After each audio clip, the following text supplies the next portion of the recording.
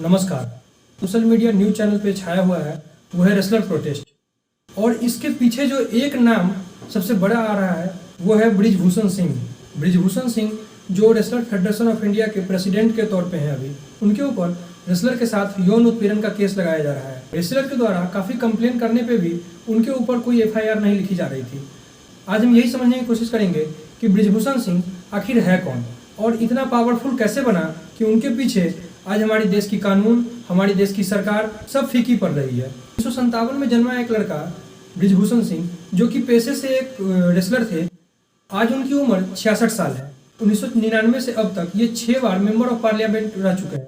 1988 में ये BJP join करते हैं और उसके बाद 1991, 1999 और 2004 में गोंडा से ये बीजेपी के टिकट पे लोकसभा का चुनाव लड़ते हैं और लगातार जीतते आ रहे हैं। इसके बाद 2008 में ये बीजेपी को छोड़ के समाजवादी पार्टी ज्वाइन करते हैं और इसके साथ साथ 2009 में ये केसरगंज से फिर से लोकसभा के इलेक्शन को जीत के आते हैं। 2014 में सेंटर में बीजेपी की सरकार बनती है और ये उस टाइम समाजवादी को छोड़ के फिर से बीजेपी में शिफ्ट हो जाते हैं। इसके साथ साथ ये 2019 में फिर से बीजेपी के टिकट पे चुनाव लड़ते हैं और 2019 में फिर से ये लोकसभा के चुनाव में जीत के आते हैं सामने। ये तो रही इनकी पॉलिटिकल करियर। इनके पास करोड़ों की मकान, करोड़ों की संपत्ति और करोड़ों के गाड़ियों का काफिला भी शामिल है। इनके गाड़ियों के काफिलों में लैंड क्रूजर तक शामिल है।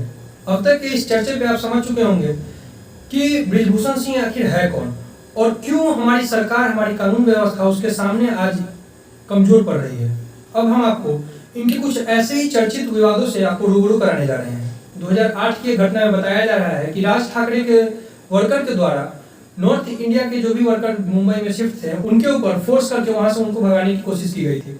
इसके ऊपर भी बृजभूषण सिंह का बयान आया, जिसमें उन्होंने राज ठाकरे को हाथ जोड़कर माफी मांगने को बोला था। कुछ रिपोर्ट में 1990 के दशक में इनका कनेक्शन दाऊद इब्राहिम के साथ ही बताया जाता है। रेसलर फेडरेशन ऑफ इंडिया के प्रेसिडेंट के तौर पर चुनने के बाद ही इन्होंने इंडियन एक्सप्रेस को एक इंटरव्यू दिया था, जिनमें इन्होंने बताया था रेसलर काफी स्ट्रॉन्ग होते हैं और इनको कंट्रोल करने के लिए एक काफी स्ट्रॉन्ग पर्सनालिटी की जरूरत है।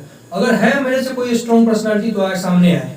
2021 में एक काफी इनकी वीडियो भी वायरल हुई थी, जिसमें जूनियर रेसलर टूर्नामेंट में इन्होंने एक रेसलर को बीच स्टेज पे ही थप्पड़ जड़ दिया था, जो कि कैमरे में कैद हुई थी और ये वीडियो काफी वायरल भी हुई थी।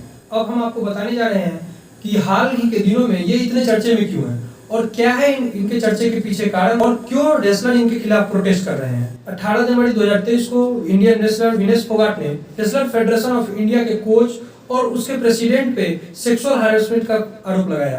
फोगाट ने अपने इस कंप्लेन में बताया कि इस फेडरेशन में लड़कियों के साथ यौन उत्पीड़न किया जाता है। इस आरोप को देखते हुए बृजभूषण सिंह ने बोला कि अगर उनके साथ इतना ही यौन उत्पीड़न हो रहा है तो आखिर ये 10 साल से चुप क्यों थे, 10 साल से इन्होंने कोई अपनी कंप्लेन क्यों नहीं लिखवाई।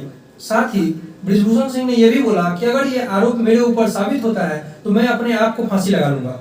रेसलर ये आरोप लगाते हैं कि शुरुआती दिनों में दिल्ली पुलिस ने उनकी एफआईआर नहीं ली थी और बृजभूषण सिंह के खिलाफ उन्होंने कंप्लेन लिखने से इनकार कर दिया था। इसे देखते हुए इंडिया के 7 रेसलर सुप्रीम कोर्ट की तरफ मूव करते हैं और सुप्रीम कोर्ट में इसका पिटीशन दायर करते हैं, जिसके बाद सुप्रीम कोर्ट के ऑर्डर पे दिल्ली पुलिस बृजभूषण सिंह के खिलाफ 2 एफआईआर फाइल करती है, जिसमें पॉस्को एक्ट पे भी एक एफआईआर दर्ज की जाती है। इस केस में फेडरेशन के सेक्रेटरी विनोद तोमर के ऊपर भी एक केस लगाई जाती है। इसे देखते हुए बृजभूषण सिंह ने बताया कि इसमें हमारी कोई गलती नहीं है, ये रेसलर ऑपोजिशन के आइडिया से मोटिवेटेड हैं और ऑपोजिशन इनकी सपोर्ट कर रहे हैं, इसके लिए प्रोटेस्ट पे बैठे हुए हैं।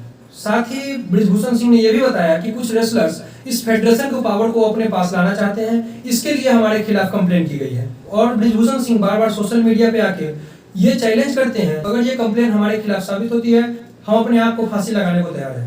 एफआईआर लिखवाने के बाद भी रेसलर की मांग पूरी नहीं हो पाती है। रेसलर चाहते हैं कि जल्द से जल्द बृजभूषण सिंह की अरेस्टिंग हो और इसके ऊपर जांच बैठाई जाए। एफआईआर के बाद भी बृजभूषण सिंह के ऊपर कोई अरेस्टिंग नहीं जारी की जाती है। इसके चलते हमारे रेसलर्स जंतर मंतर पे जाके धरना प्रदर्शन करते हैं, जिसके बाद रेसलर्स को फोर्सफुली जंतर मंतर से हटाया जाता है और उनकी डिमांड को इतनी तत्परता से नहीं ली जाती है।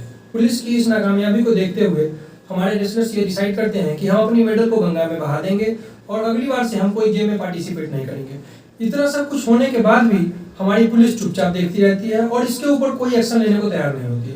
ये हमारी देश के राजनीति और हमारे देश के डेमोक्रेसी के ऊपर एक बहुत बड़ा तमाचा है। इसमें हमें ये देखने को मिलता है कि हमारे घर की बेटी, हमारी घर की बहन के साथ अगर कोई उत्पीड़न होती है तो इसके खिलाफ पुलिस कंप्लेन लिखने में भी इतनी आनाकानी करती है, जो कि हमारी डेमोक्रेसी के ऊपर एक बड़ा तमाचा है।